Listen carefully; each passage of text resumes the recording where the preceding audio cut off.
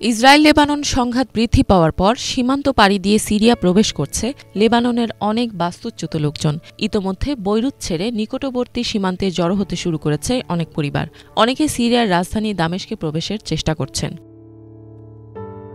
এর আগে গৃহযুদ্ধের কারণে সিরিয়া থেকে বাস্তুচ্যুত হয়ে অনেক নাগরিক লেবাননে পাড়ি জমিয়েছিলেন। লেবাননে পুরো দেশব্যাপী ইসরায়েলি যুদ্ধ ছড়িয়ে পড়ায় এসব পরিবার এখন সিরিয়ার দিকে আবারও ফেরত যাচ্ছে।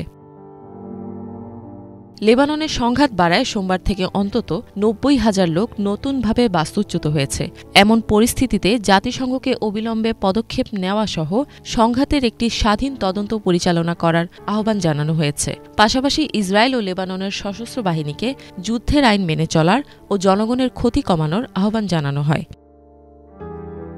সিরিয়ায় নবগঠিত সরকারের উদ্দেশ্যে প্রেসিডেন্ট বাশার আল আসাদ বলেন, তাদের ভ্রাতৃপ্রতিম লেবাননের বাসিন্দাদের বিরুদ্ধে নৃশংস আগ্রাসন চালানো হচ্ছে। এই অবস্থায় তাদের প্রধান কাজ হওয়া উচিত কোনো দ্বিধা ছাড়াই লেবাননের বাসিন্দাদের পাশে দাঁড়ানো। লেবানন থেকে আসা আহতদের চিকিৎসা সেবা প্রদানে সিরিয়া জুড়ে হাসপাতালগুলোকে প্রস্তুত রাখার নির্দেশ দেওয়া হয়েছে। ইফাত জাহান, বাংলাভিশন।